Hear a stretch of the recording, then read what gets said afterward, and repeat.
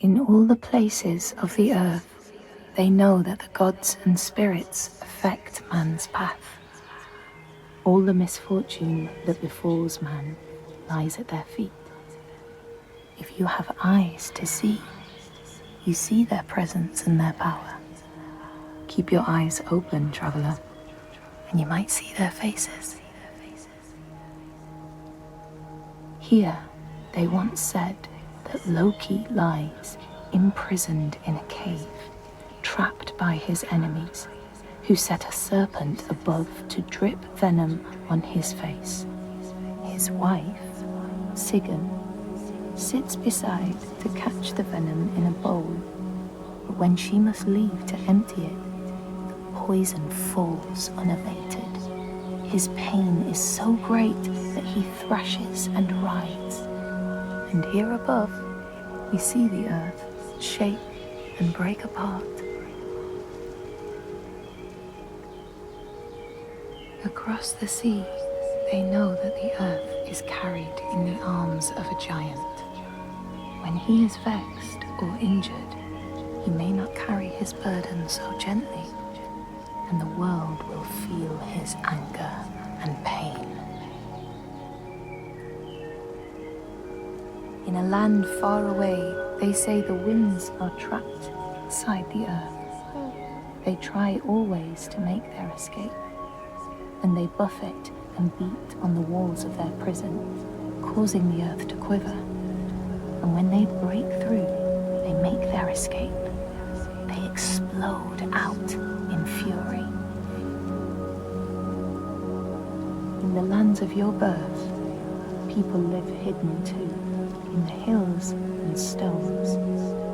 They may be the remnants of a godly race who lost a war with giants and, finding the world changed, retreated into silence.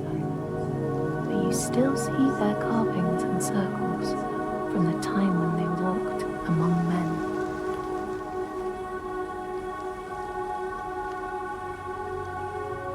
Here, they know that if times are harsh, you may ask of the hidden folk to share their bounty.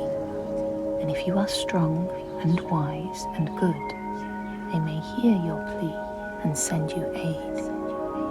But if you are not, or if you do not respect the strictures they lay down, you might have your strife doubled.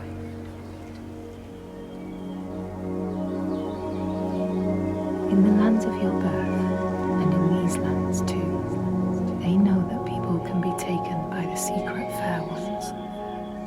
If you are not careful and do not keep to the pathways, you may find yourself among them. In a land to the east, they know that when a traveler finds themselves lost, it is the fault of the Vadadaj, who wait at the crossroads to trick souls passing by. The only remedy is to let your horse lead you home, because beasts have no souls. But if you have no horse, your soul is lost forever.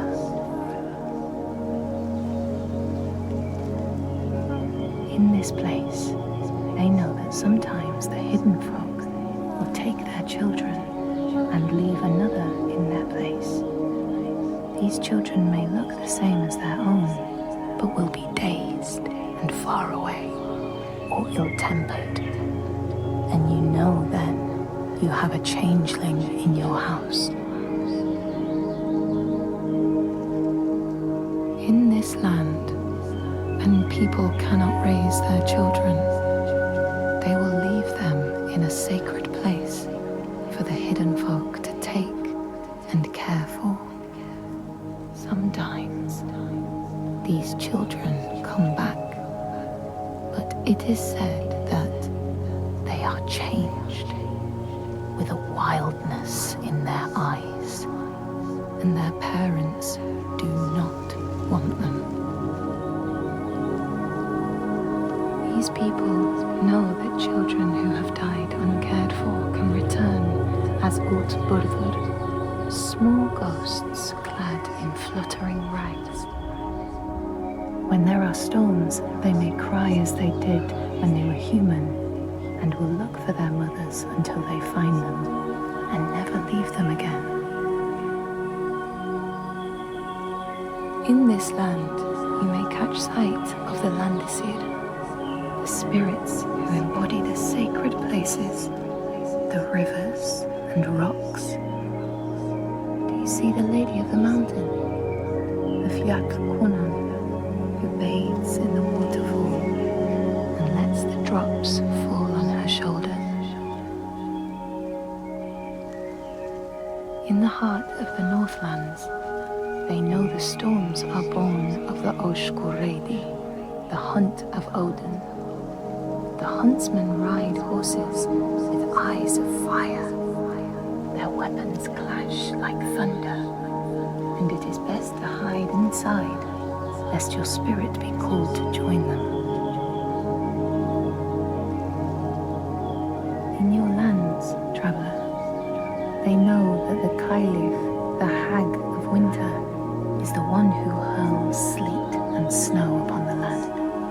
She lives in a sea rock and rules the waves of the roiling winter ocean with her blackthorn staff.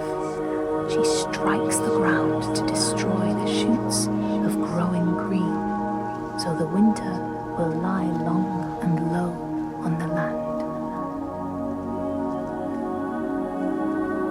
These people know that the sea god, Ran, sets out nets to trap sailors and drag them to her world. She sends the waves, her daughters, to wreck boats so she will have more men to take. And jealously, she pulls them down beneath the water. People here speak of warriors who can transform themselves into bears when they are enraged. Their skin becomes hide so thick no sword or spear can break it. When King Hrolfr fought Skald, many people saw a great bear fighting beside him, who killed more men with its paw than any 5 soldiers. Men here will tell of how Jarl Hakon worshipped the giant Thorgerða and sought her aid in the middle of battle when the tide was turning against him. Fleeing to an island, he pleaded with her for aid. She demanded a sacrifice. She rejected all of his offerings until he, at last, killed his own son in sacrifice. Thorgerða gave aid, and Hakon's enemies saw the giants striding amongst the ships, arrows flying from every finger and never missing their mark. Their morale was sapped, and Hakon won his battle.